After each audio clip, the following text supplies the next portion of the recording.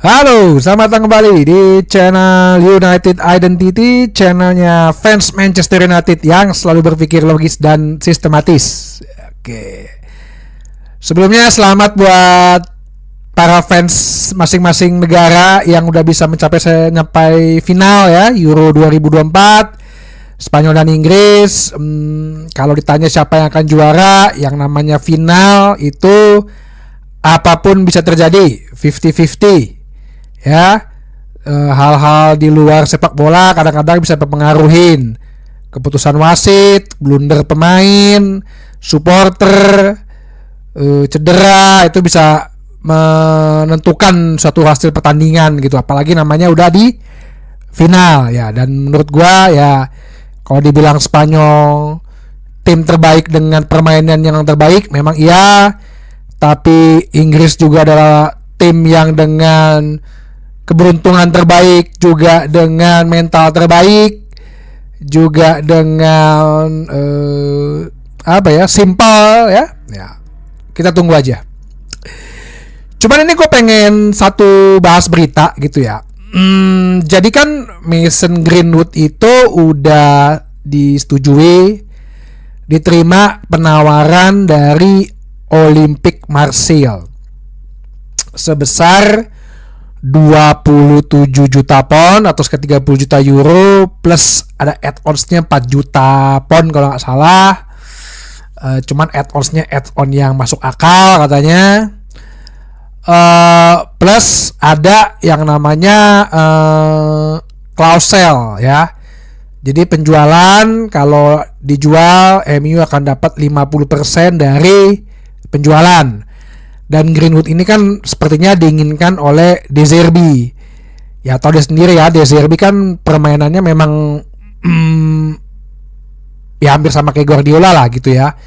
Positioning, terus memanfaatkan passing-passing pendek, sporadis, dan dia sepertinya dia butuh Greenwood untuk di sayap kanan gitu. Nah, jadi dia ini udah oke sebetulnya. Cuman, nah ini yang mau gue bahas dan gue coba cerminkan terhadap apa yang selama ini gue bicarakan gitu loh. Jadi udah ada, bukan udah mulai ya, udah ada penolakan terhadap Mason Greenwood yang dimotorin oleh wali kotanya Marseille sendiri. Namanya Benoit Payang. Ya seperti itulah ucapannya. Gue belajar bahasa Perancis, dia tahu gue kalau belakangnya N bacanya ang gitu, kayak Kylian Mbappé gitu kan, Fabien Barthez. Nah ini Benoit Payang, jadi kalau ada e-nya baru ne dibaca. Jadi dia bilang terkejut katanya menurut The Telegraph bahwa kok bisa ada dia gitu di tim Olympique Marseille gitu.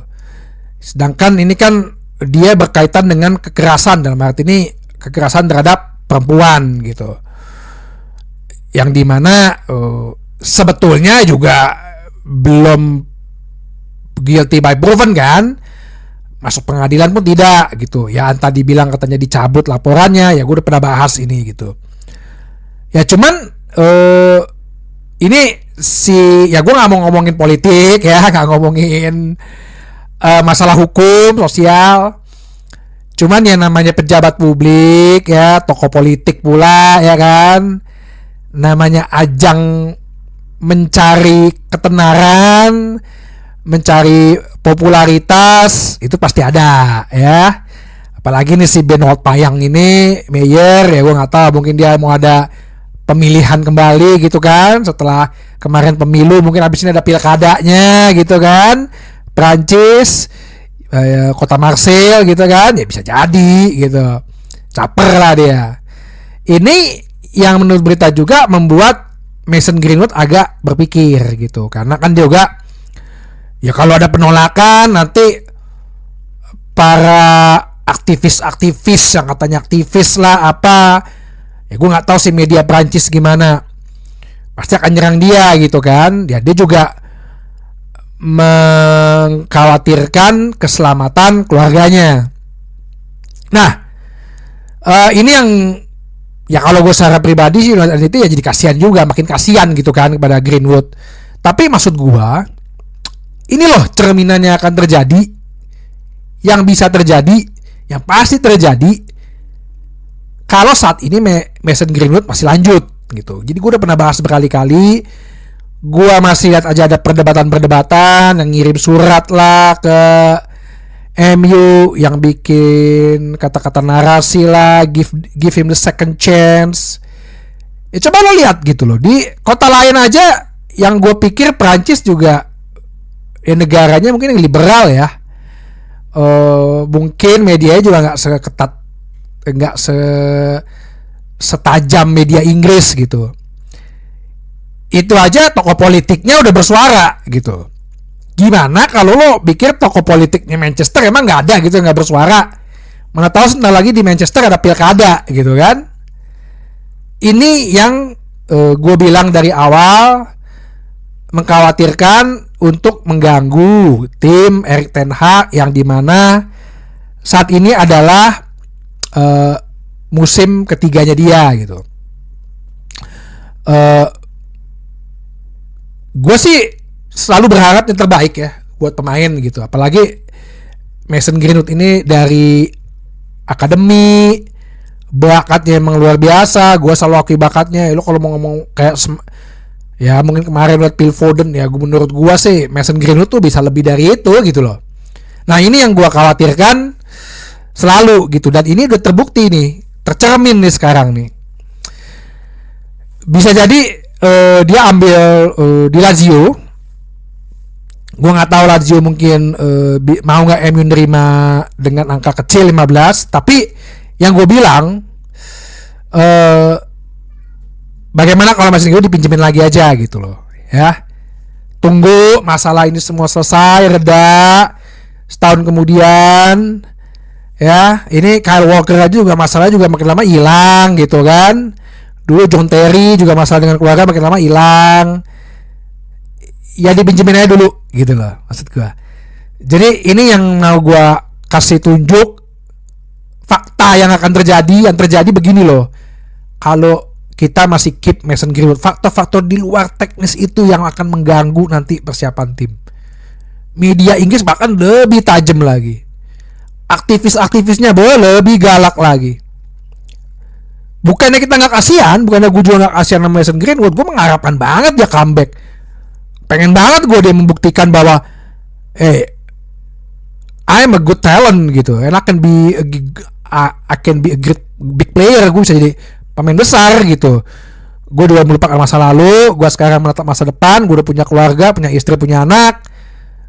Ya gue akan buktikan dimanapun gue bermain gitu. Jadi itu sih yang gue pengen perjelas secara logis dan sistematis. Faktanya sekali lagi, polemik Mason Greenwood udah biarkan dulu dia tidak di klub kita untuk tahun ini, musim ini. Sekali lagi gue ulangin, untuk kita menjauhkan, menepikan hal-hal yang berbau di luar, yang berbau-bau non teknis ya, di luar sepak bola. BT juga gitu. Ntar tiba-tiba Bruno Fernandes press conference tanyain gimana kapten lo sebagai Mason Greenwood. Nah repot lagi, udah fokus di pertandingan aja. Itu aja sih. Sama paling ya seperti yang gue bilang, Michel van der Gaag akhirnya mundur ya, terminate kontrak sebenarnya. Ya mungkin salah satu kesepakatan juga dengan Erik ten Hag. Oke, gue minta apa lo aja, tapi Aston Patilo kayaknya diganti deh, kurang kualitas kata Dave Bransford kan. Terus tapi si seperti gue coba juga, Steve McLaren akhirnya tetap stay. Nah, ada peran lain yang mungkin terakhir 3-4 pertandingan terakhir musim lalu itu adalah dia menjadi pelatih set piece ya, tendangan sudut, tendangan bebas ya, bisa jadi itu akan diteruskan oleh dia, atau juga mungkin dia akan mendapatkan masukan-masukan, memberikan masukan-masukan juga kepada Ten Hag, karena kan dia ini juga bekas pelatih Twente kan, si si Rene Hake ini orang Twente juga gitu. Jadi udah saling komunikasinya bisa enak lah gitu. Jadi kita tunggu aja apalagi yang akan terjadi di Manchester United. Stay terus di channel United Identity, channelnya para fans Manchester United yang selalu berpikir logis dan sistematis. Terima kasih.